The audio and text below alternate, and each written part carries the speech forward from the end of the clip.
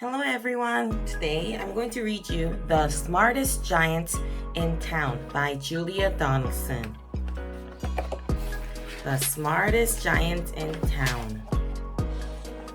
George was a giant, the scruffiest giant in town. He always wore the same pair of old brown sandals and the same old patched up gown. I wish I wasn't the scruffiest giant in town, he said sadly. But one day, George noticed a new shop. It was full of smart clothes, so he bought a smart shirt, a smart pair of trousers, a smart belt, a smart stripy tie, some smart socks with diamonds up the sides, and a pair of smart shiny shoes. Now I'm the smartest giant in town, he said proudly. George left his old clothes behind in the shop. He was about to go home when he heard a sound.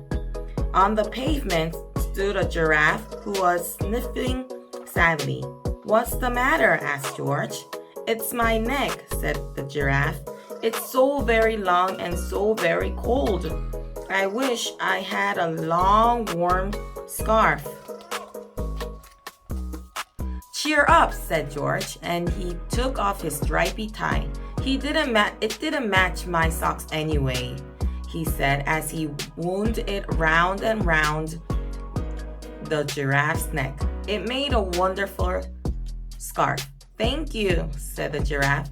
As George strode towards home, he sang to himself, "My tie is a scarf for a cold giraffe, but look me up and down. I'm the smartest giant in town."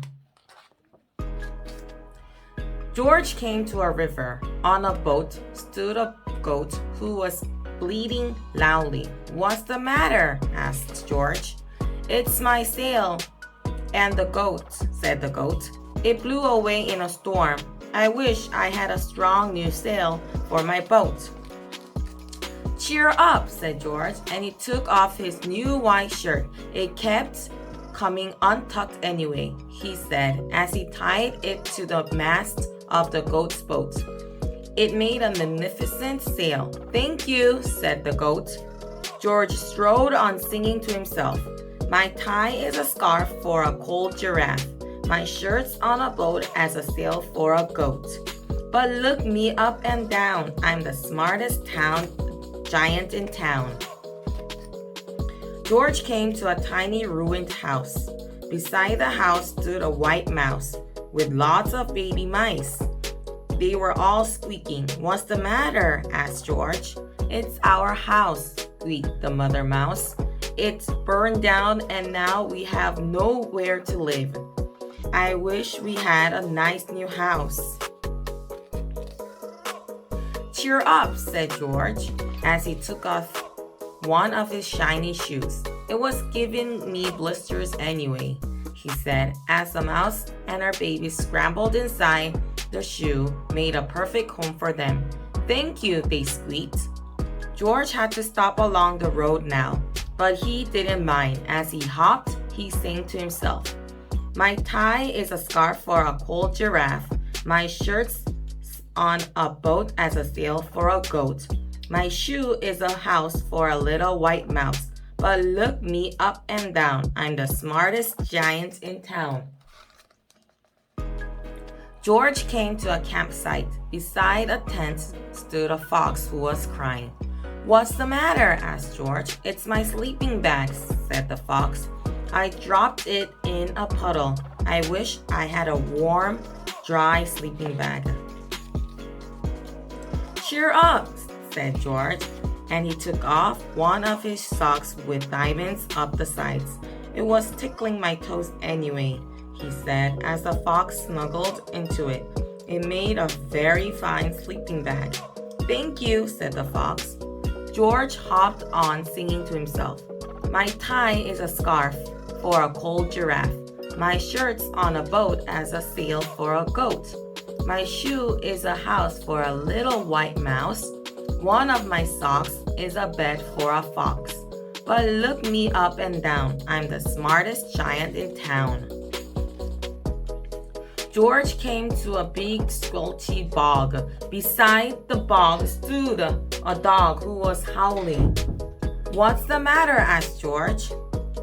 "It's this bog," said the dog. "I need to get across, but I keep getting stuck in the mud. I wish there was a safe, dry path." "Cheer up," said George, and he took off his smart new belt. "It was squashing my tummy anyway," he said as he laid it down over the bog. "It made an excellent path." "Thank you," said the dog. The wind started to blow, but George didn't mind. He hopped on, singing to himself. "My tie is a scarf for a cold giraffe.